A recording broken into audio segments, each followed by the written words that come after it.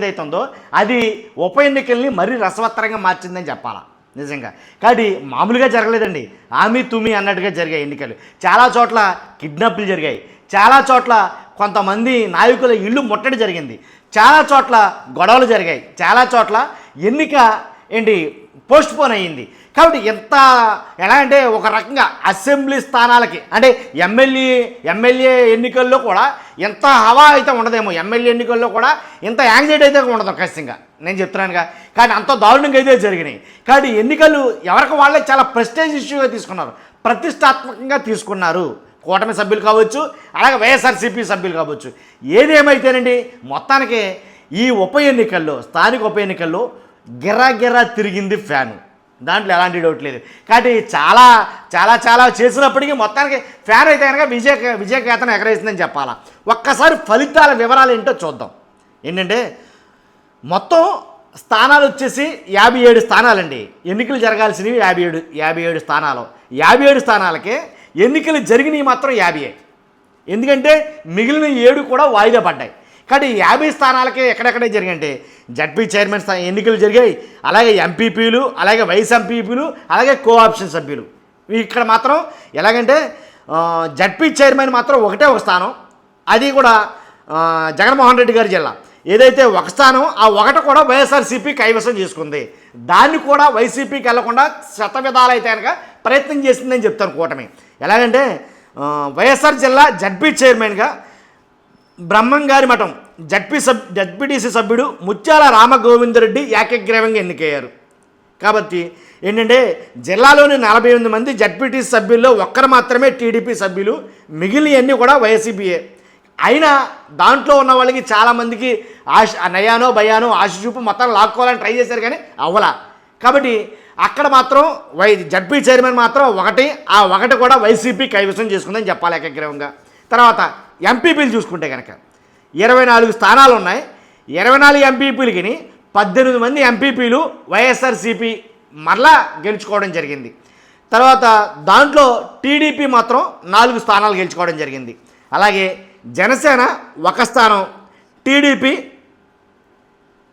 Janasena 1, BJP 1 అంతే. తర్వాత vice MPP ఏదంటే వైస్ ఎంపీపీలో 17 స్థానాలకి మొత్తం 17 ఉన్నాయి.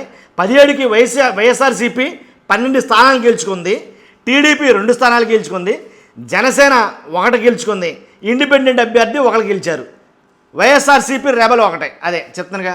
తర్వాత కోఆప్షన్ చూసుకుంటే కనుక కోఆప్షన్ సభ్యులైతే కనుక మొత్తం స్థానాలు 8 పోటీ చేస్తే 8 ఉంటే 8 వైఎస్ఆర్సీపీ మొత్తం 8కి గెలుచుకుంది, దాంట్లో ఎలాంటి డౌట్ లేదు.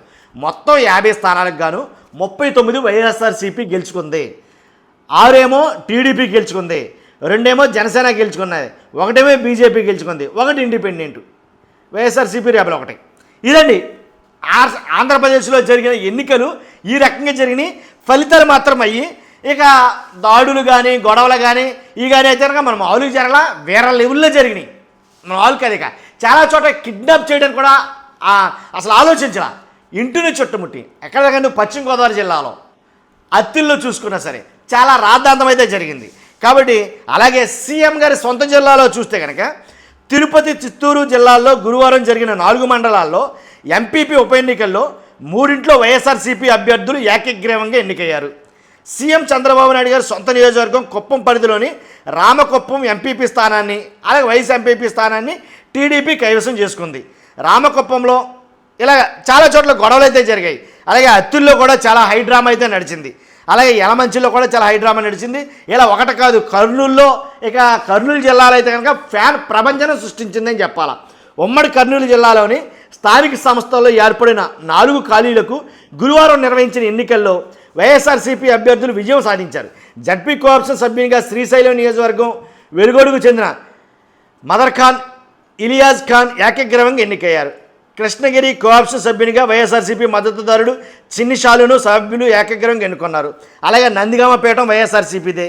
తర్వాత కిడ్నాప్ చేసి దక్కించుకున్నారు అని వైసీపీ వాళ్ళు ఆరోపిస్తున్నటువంటి ఒక ప్లేస్ ఏంటంటే వైఎస్ఆర్సీపీ ఆరోపిస్తుంది.